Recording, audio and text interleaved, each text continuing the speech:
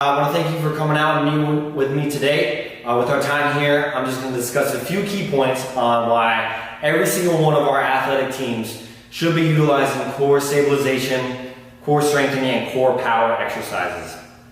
So when I say core, I'm sure everybody immediately thinks your abs, your obliques, those kind of glamour muscles. But there's a little bit more to it than just that. So our core also includes our lumbar spine, so then our lower back, our sacrum, our pelvic bones, and then all the musculature that surrounds and attaches to those bones. So during pretty much any kind of movement, these muscles are constantly pulling, stretching, or stabilizing the bones that they're attached to. So with those actions, we can actually produce more force from within the body. We can reduce outside forces acting upon the body, and then provide better dynamic stabilization throughout the upper and lower kinetic chain. So there's been several studies done, and what they have found is that individuals who consistently perform exercises that target muscles like our abs, target muscles like our quadratus lumborum, or like our erectors in our spine. By consistently doing those kinds of exercises, we can actually increase our agility. People have increased their running endurance. There's been an increase in force production within sports. So from these kinds of exercises, we can actually increase our athletes' performance while at the same time decreasing their chances of injury.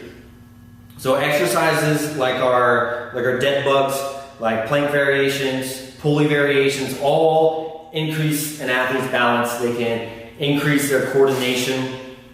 And with those skills, that's where our real athletic movements come from. So things like catching a quick line drive, crossing over an opponent, our athletes are going to be able to do those kind of movements quicker, they're going to do them stronger with more force, and they're going to do them a lot safer, decreasing the risk of injury.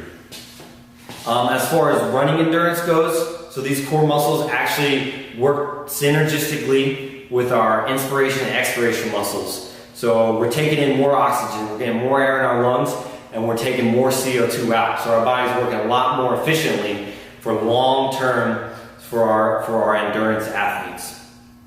One of the biggest complaints I hear is time. We only take 20 minutes in the weight room. We got to get out. We got to get on the field, work on our skills. We're working our core during most of our exercises. So, our stomach's nice and tight while we're squatting. Our back's nice and flat, and our core is flexing during our bench press. Well, that's true, and that's great that we're doing those exercises correctly and safely. We're not going to get the same effects unless we're specifically targeting those muscles that I discussed earlier. So with any motion, we have prime movers that do most of the motion. We have our synergistic movers that assist, and then we have our stabilizers. So unless we're doing exercises where our core muscles are the primary movers, are the primary stabilizers, we're not going to see the same performance enhancing effects. We're not going to see the same injury reduction effects.